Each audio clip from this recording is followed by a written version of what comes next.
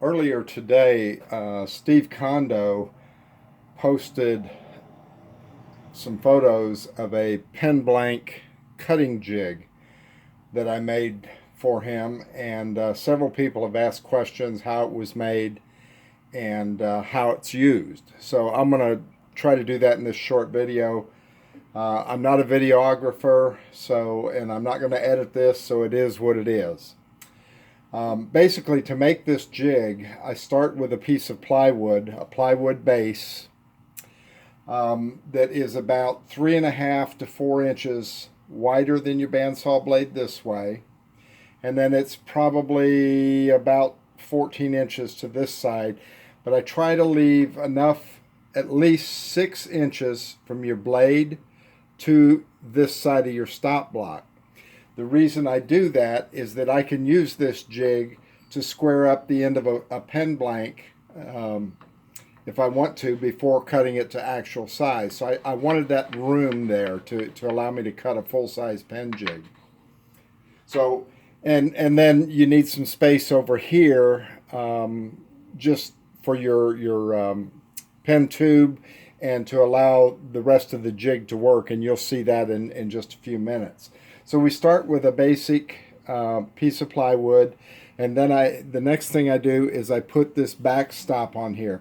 This is just another piece of plywood that is glued onto the top of the base.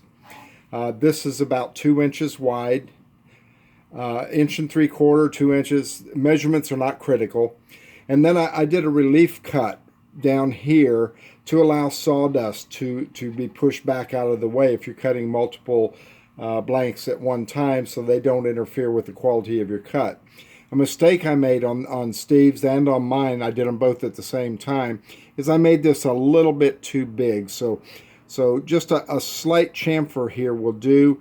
The reason this is a little too big, if you're doing a slimline pin or 7mm tube, it tends to want to tuck back in there a little bit, and it's going to make it a little harder to use for a small diameter tube like that. The next thing I did was create a runner for my bandsaw to fit in the miter slot here. This should fit good, not snug, not loose, but just a nice fit.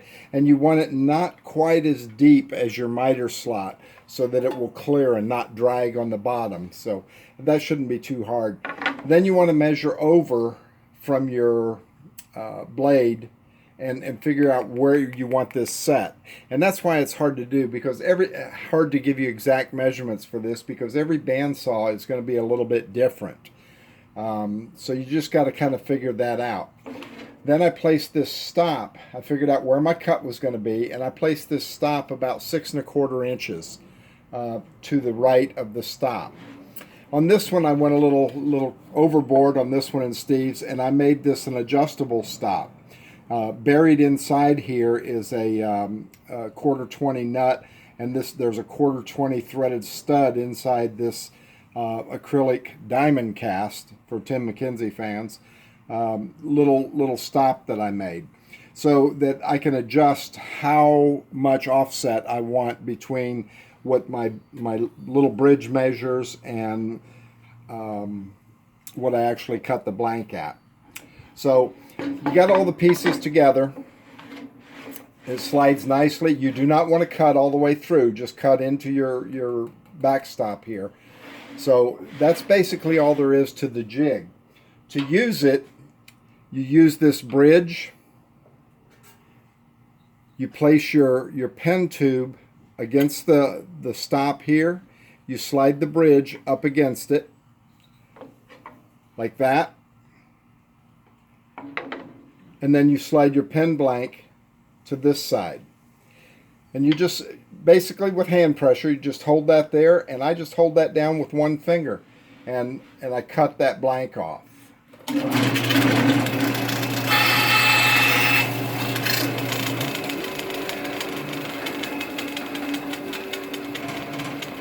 Once that blank is cut off, it's to the perfect size to glue that tube in there and just have a tiny bit on each end to trim. Hope that answers some of your questions. Hope it helps.